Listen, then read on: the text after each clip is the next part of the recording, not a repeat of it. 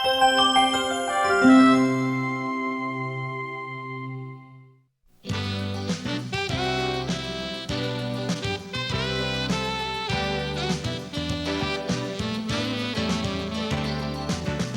time now for the award-winning #1 local talk show in Northeast Pennsylvania, The Sam Lesante Show. Now here's your host, Sam Lesante. Welcome everyone to the Sam Lesante Show, folks. Special guest today. We've been trying to get this man on for a couple of years. We finally got him.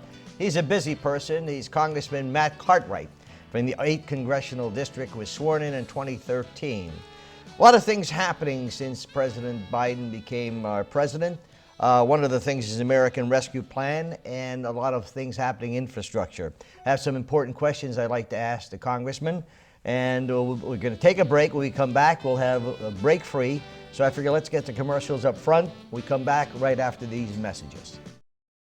Welcome back to the Sam Lesante Show, folks. Remember, 24/7, ssptv.com. You can watch us anywhere in the world on our website. Of course, we're on the 3 major channels, covering now close to 250,000 homes. Appreciate all the emails. Well, I've been trying to get this congressman on the show for a while. He's busy. Finally got him. Well known in our area, Congressman Matt Cartwright, who is in our 8th Congressional District. Matt, I want to welcome you to the Sam Lesante Show. Nice to be back. We've done it a couple of times, and I always enjoy talking with you, Sam. A lot of things have happened since President Biden was inaugurated. One of the things that we'd like to discuss, and maybe you could fully explain it, then I have some questions about it, is the American Rescue Plan. How does that work? What I want to say right off the top is we're just a couple of days after Easter as we tape this. And, far and away the holiest time in the Christian season, Christian year, Christian calendar. And it's a time of resurrection, a time of rebirth, a time of revival. You don't have to be Christian to understand that those things are what we're feeling right now in the United States. We just went through a lousy year, didn't we? 2020. Yes, we did. Yep. They don't warn us about lousy years, Sam. They just happen, and we have to suck it up and get through them. And we did. We made it through 2020, but a lot of people were really hurting. A lot of businesses went belly up because of the restrictions and trying to get through the COVID-19. It was an awful time. It was a nasty time in most of our lives. You couldn't get out and see your loved ones. You're worried about infecting them. We had these blasted masks we had to wear everywhere. Just a year you want to put behind you as soon as you can. But now we have these vaccines that have come out. What a blessing, Sam. I mean, who saw that coming? All the experts were telling us no one had ever done that, and within 3 or 4 years, come up with a new vaccine and get it out into production and distribution. They've done it. I mean, in about 12 months, they came out with it. Unbelievable. It's a ticket back to our normal lives is what it is. You get vaccinated, and so far about a third of Americans have had at least one shot, and they're ramping up every day. They're doing like 3 or 4 million people a day in the United States right now. This is all part of the American Rescue Plan, and I'm all for it because we have to get back to normal. We have to get the shots in the arms and the checks in the pockets and the people back in jobs and the kids back in schools. The other thing is people who are on Social Security. I mentioned the checks in the pockets. Of course, a lot of it is direct deposit, but people who are on Social Security, retirement or Social Security disability, they're going to get that $1,400 starting this week. They've been waiting for it. If they hadn't filed taxes, they go through your Social Security number and you get it through the Social Security system. That's when they're getting their $1,400 per person is this week. So they should look for that. But this is this is what we're experiencing right now in this country is a period of revival. It's kind of our own national Easter, isn't it? Yes. I'm very hopeful for our economy, for the jobs prospect for northeastern Pennsylvania, and we need to keep it going. We need to look on the bright side and look to the future, which is very, very bright. The economists are talking about it, Sam, and we're talking about what could be a 3 or 4 year economic expansion, more jobs, better jobs, higher paying jobs, with investments in infrastructure and roads and bridges and sewer systems and water systems and broadband internet for rural places. These are the things that are going on in Washington right now. And I find it exciting. And it's not really a Democratic thing or a Republican thing. It's an American thing to believe in ourselves, to invest in our economy, to put us in a position where we can compete with China. China's out there, they're building railroads and roads and bridges like nobody's business. And, we've got to compete with them. And you do those things, you invest in American infrastructure, and you're putting American businesses in a position to compete with Chinese businesses.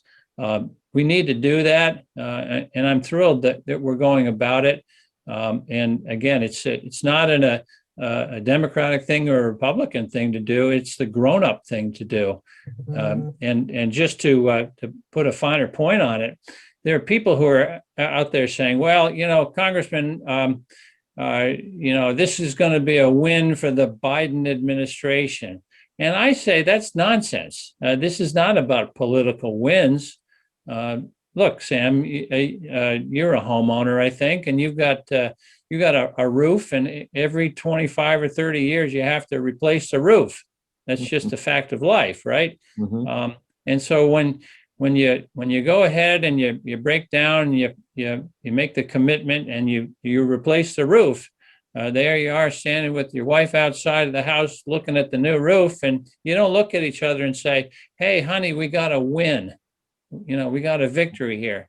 Yeah, you don't say that. You say, well, we did it. We had to do it. And you do it because it's the grown-up thing to do. It's the adult thing to do. That's all it is. It's not about politics. It's about doing the responsible thing. Well, let's talk about the bill itself. I have some questions here, and maybe you can clear them up for me because I'm a little confused.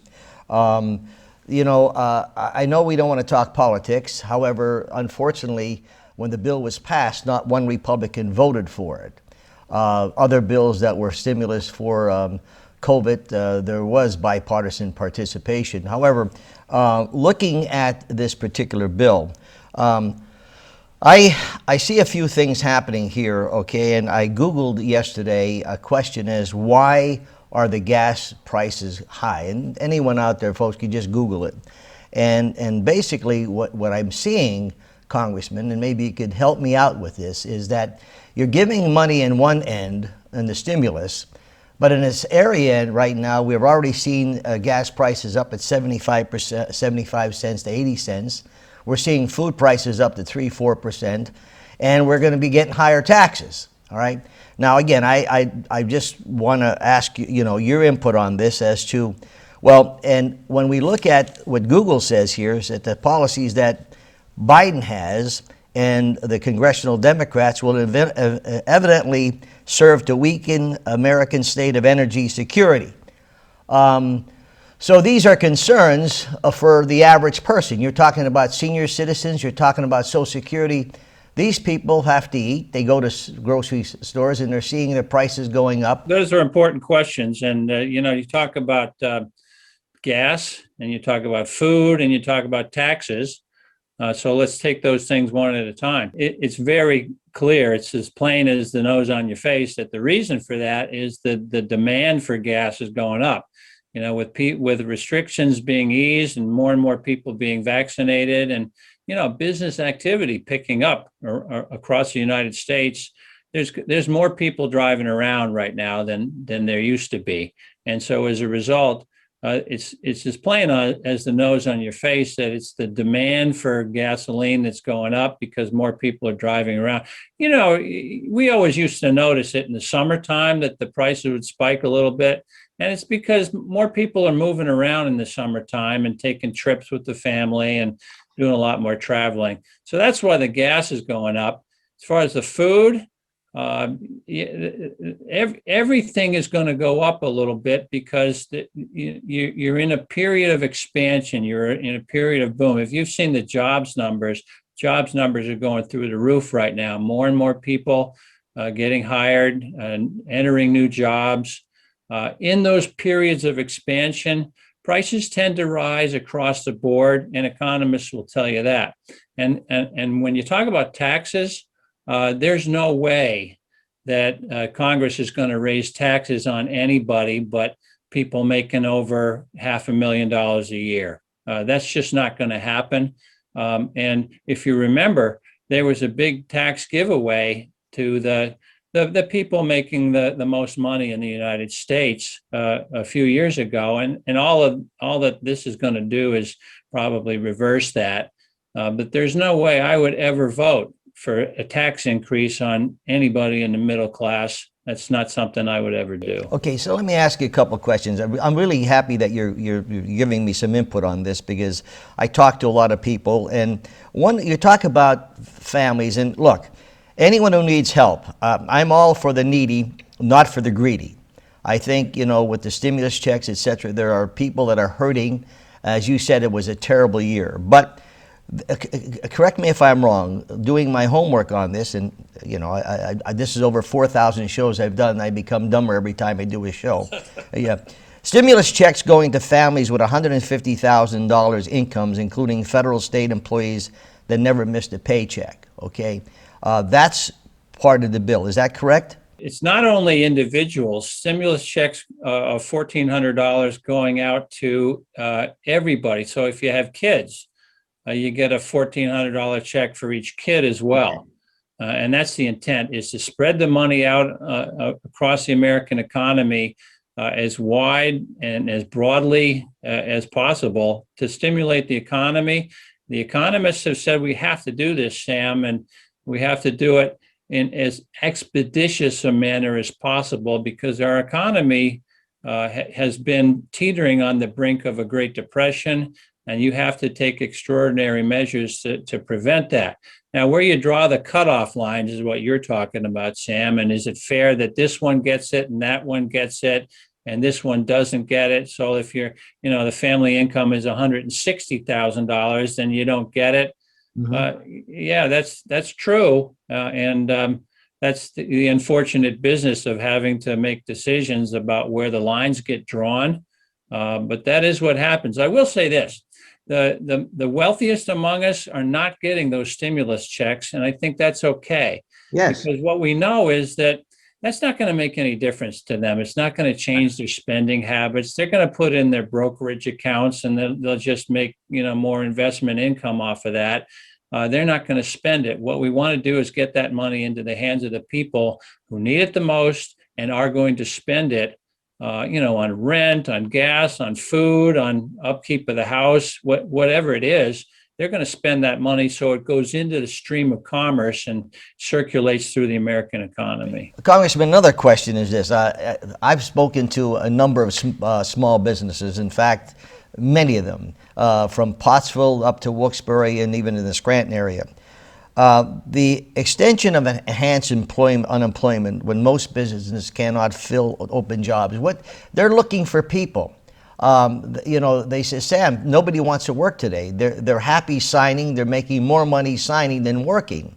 And I'm hearing this from small owners, pizza owners. People are looking for work. But is that a good thing here again, how do you determine, all right, a person just doesn't want to work because they're getting money from the government? There's really two things that I hear from employers when they talk about how hard it is to hire people. Yes. Number one, you got your finger on it. That was definitely the case with the COVID time unemployment compensation checks. There's absolutely no doubt. And the reason for that, of course, is that we wanted people to stay at home. We wanted to slow down the spread and keep people from getting sick. And a lot of that was to protect our hospitals. I remember in Hazleton, I mean, the hospital was chock full of people. Yes, yes. Particularly at the beginning.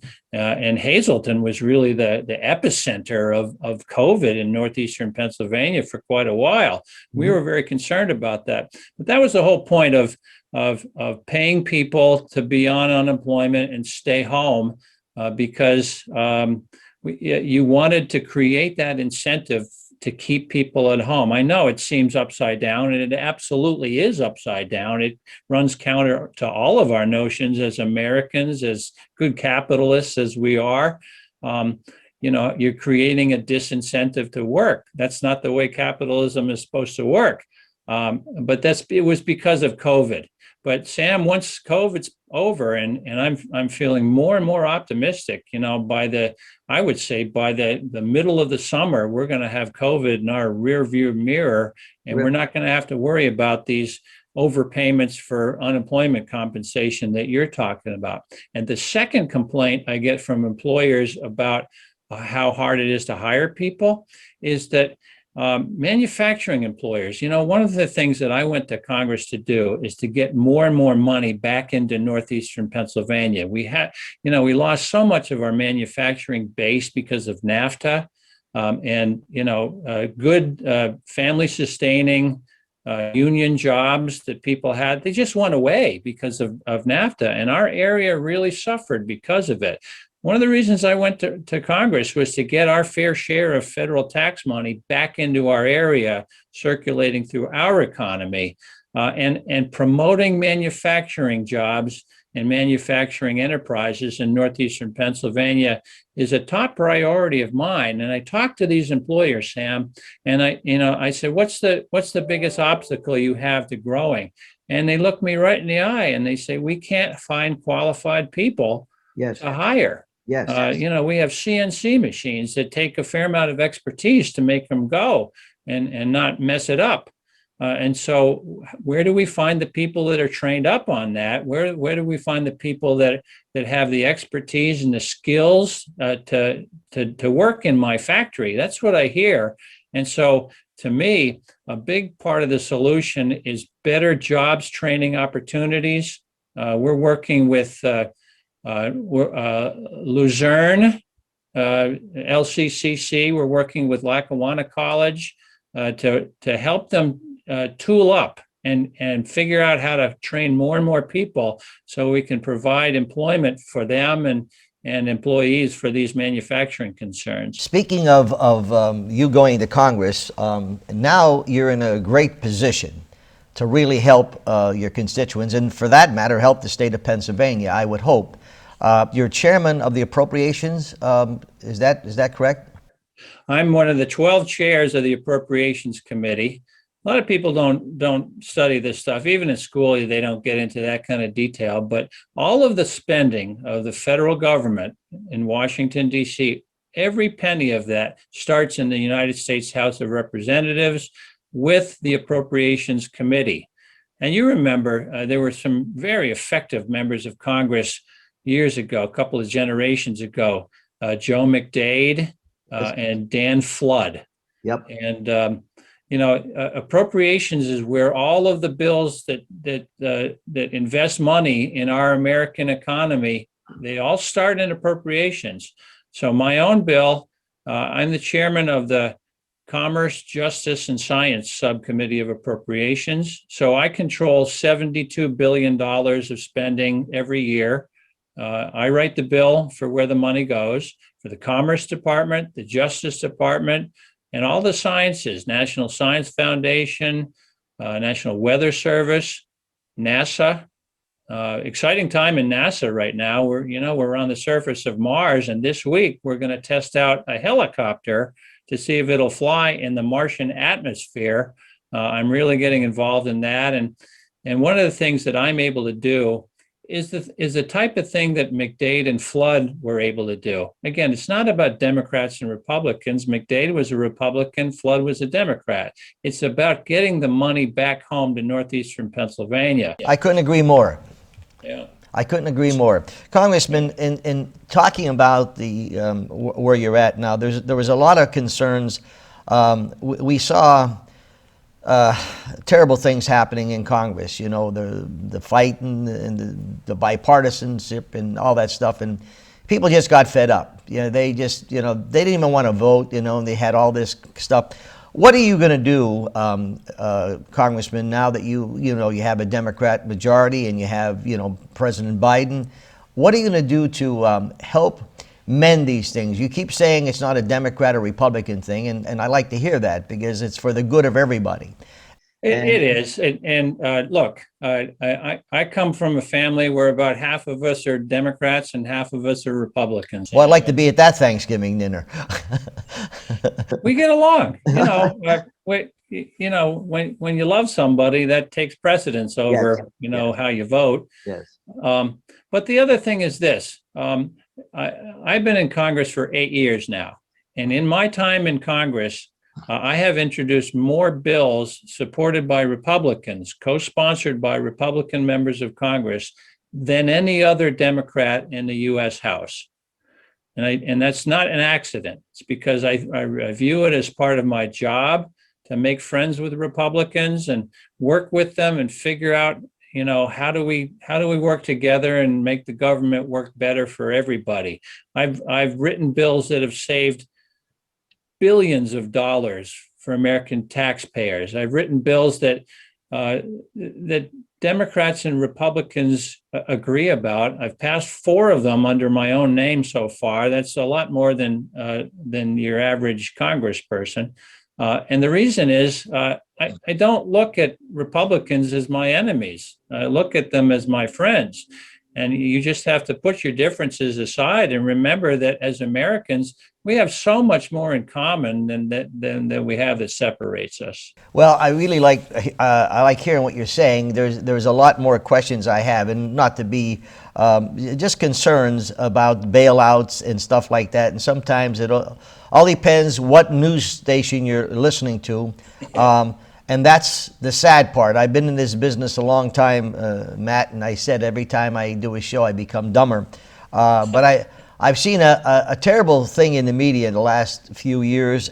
You know, the facts remain where there was so much negativity, and, you know, you just want to hear true things. You want to hear facts. You know, as a lawyer and as a great lawyer that you are, you know, I was a debater in '67 at King's College. I love debating because you worked both sides. One month you had to be for it, next month you had to be against it, and you did a lot of research to understand what's about. We only hope and pray that Congress does the right thing. We don't become socialists. We hear a lot of things. I just hope they will happen. You're talking to a card-carrying capitalist here, Sam, and I believe that the profit motive and capitalist principles have made our country as great as it is today. Yes. I think most people feel that way. It's kind of part of the American DNA, isn't it? That the harder, you teach your kids, you work hard in school. You're going to create a better life for yourself. And that encourages everybody to do their very best and produce the very most. You make the best of what God has given us here on this earth. Congressman, I got to tell you, I really appreciate you coming on. I'd like for you to do this a little bit more often, even if you can't come on the set. But there's a lot of information that I think is important for our constituents. I have a huge senior citizen audience, and the reason I think we have that is because we try to present facts to them, okay? And that's what we're doing. I wish you the best. Please give your best to your wife. She's a fabulous person. You come from a great family, Congressman. I really appreciate you coming on the Sam Lesante Show. That's one thing that Joe Biden said about me. He said, that Cartwright boy, he married up. Well, Once again, thanks, and I wish you the best. And you're always in our prayers. Believe me, all of the congressmen are in our prayers. Enjoy talking with you, Sam. Thank you, folks. That was Congressman Matt Cartwright, our 8th Congressional District. And we have a lot of other questions I'd like to ask the congressman. Maybe in a month or two we could get him back on and ask him some questions, see how things are going. Thanks for joining us. Remember, 247ssptv.com. And thank you so much, folks, for those comments on our masses and the rosaries that we have. It's our pleasure for the Lesante family to bring that to you. We'll see you next time.